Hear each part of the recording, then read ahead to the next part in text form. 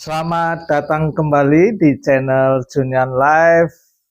Semoga Anda tetap sehat, sukses, dan bahagia selalu dalam kehidupan modern, dalam kehidupan dunia yang sedang berkembang. Banyak kebutuhan-kebutuhan baik pokok maupun sekunder dilaksanakan atau dibeli dengan cara yang kredit. Tidak menjadi masalah kalau memang itu sudah dalam perencanaan kehidupan kita. Tetapi ada kalanya dengan kredit atau berutang, khususnya unit kendaraan, tiba-tiba macet atau tidak bisa dibayarkan sesuai dengan apa yang diperjanjikan. Hal-hal kemacetan ini berakibat kepada kepusingan dalam menghadapinya, termasuk juga melakukan perbuatan-perbuatan yang kadang melanggar hukum. Apa yang akan saya sampaikan ini semoga bisa menjadi pedoman atau pengetahuan bagi Anda semua, bagi rekan-rekan yang melakukan pembelian unit kendaraan secara kredit. Semoga apa yang saya sampaikan ini pun juga tidak terjadi pada saudara. Saudara bisa lancar untuk bisa membayar kredit sampai selesai dan unit kendaraan tidak ada masalah sampai perjalanan kredit tenor selesai. Apakah kendaraan kredit bisa kita jual ke orang lain?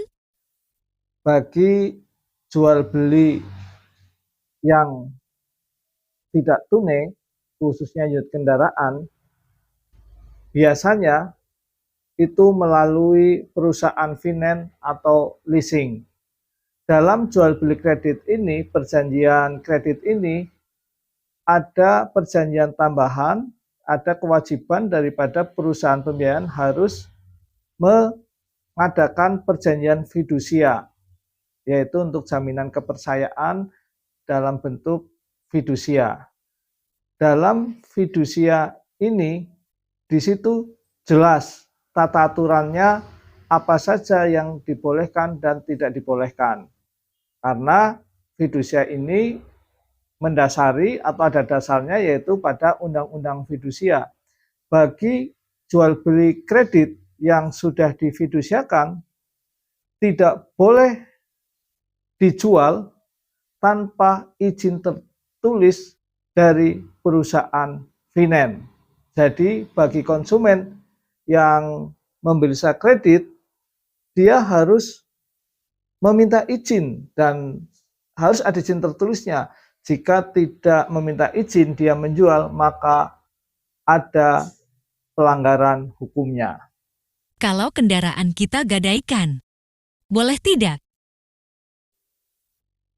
Di samping dijual juga tidak boleh tanpa izin secara tertulis daripada pihak finance, termasuk dalam mengalihkan atau menggadaikan. Menggadaikan karena kadang butuh biaya, tanpa sadar yang paling mudah kita menggadaikan atau meminjam uang dengan jaminan kendaraan leasing yang kita gunakan.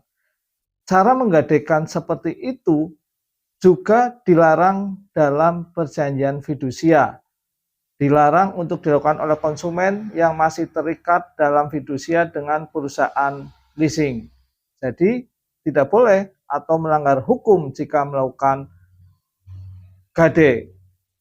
Apabila ada konsumen yang mengalihkan, menjual, menyewakan, atau menggade terhadap barang-barang yang difidusiakan, yaitu unit mobil atau motor, tanpa mendapatkan izin tertulis dari pihak finance atau leasing, maka dia atau konsumen tersebut dapat dijerat oleh Undang-Undang Fidusia, yaitu ada dalam bentuk ancaman hukumannya sampai 2 tahun. Apa akibat hukumnya jika menjual atau menggadaikan barang tersebut? Jadi kalau untuk menggadaikan, tadi sudah kita sampaikan bahwa memang itu menjadi tindak pidana Undang-Undang Fidusia, yaitu ada ancaman hukumannya sampai 2 tahun. Jadi yang digunakan adalah undang-undang bersifat khusus, yaitu Undang-Undang Fidusia, bukan KUHP, tetapi Undang-Undang Fidusia yang dilakukan. Sehingga bagi konsumen, hindarilah untuk melakukan hal-hal yang sifatnya mengalihkan, menggadaikan, menjual, atau menyewakan terhadap barang-barang yang masih menjadi jaminan kredit.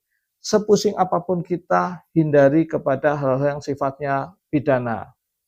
Bisa saja kalau Anda memang menjadi berat dalam angsuran atau cicilan, lebih baik datang kepada perusahaan finance untuk mencari solusi yang terbaik, sehingga ada keringanan ataukah juga perpanjangan kredit yang nantinya bisa tidak terlalu berat, sehingga menghindari tindak pidana yang menjadi besar atau menjerat bagi konsumen.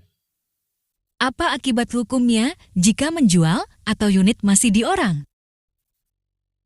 Bukan hanya masalah mengalihkan atau menggadaikan yang menjadi problem hukum, ya. Kadang konsumen yang merasa kesulitan dalam melakukan kredit atau membayar kredit kendaraan sampai berbulan-bulan, sampai lama, sehingga sering menjadi ditagih. Ditagih dan itu menjadikan hidupnya tidak tenang. Sebaiknya memang diselesaikan dengan baik dengan pihak finance. Apalah arti kita mempunyai kendaraan tapi kehidupan kita tidak tenang. Karena apa? Apabila kita tidak mengalihkan, juga ada dasar hukumnya atau hukum yang bisa dilakukan. Yaitu apa? Jikalau kita melakukan one prestasi karena tidak membayar, maka pihak finance bisa mengajukan permohonan eksekusi kepada pengadilan negeri untuk dilakukan upaya paksa mengambil kendaraan yang sudah tidak dibayar atau telat pembayarannya. Kalau ini terjadi karena ini upaya paksa, sehingga konsumen tidak bisa mempertahankannya terhadap upaya paksa yang dilakukan oleh negara. Jika ini terjadi pula, mungkin menjadi malu, menjadi beban kepada keluarga, kepada tetangga. Sebaiknya, saya lagi, selesaikanlah dengan baik-baik, insya Allah ada solusi yang terbaik tanpa harus ada upaya daripada perusahaan leasing untuk mengambil upaya paksa. Bijaklah dalam kita mengambil unit sesuai dengan kemampuan kita dan memprediksi ke depan sehingga hal-hal terburuk pun sudah kita antisipasi. Demikian sekiranya penjelasan singkat kami terhadap kredit khususnya kendaraan motor yang ada akibat hukumnya. Semoga bisa dihindari hal-hal tersebut. Saya yakin saudara semua bisa dengan tepat memilih jalan apa untuk membeli barang khususnya kendaraan. Apakah harus ditabung dulu ataukah dengan cara kredit, harus dipertimbangkan secara masak-masak. Semoga Anda selalu bahagia dan kami akan selalu mendukung Anda dengan baik dan semoga sukses. Salam keadilan.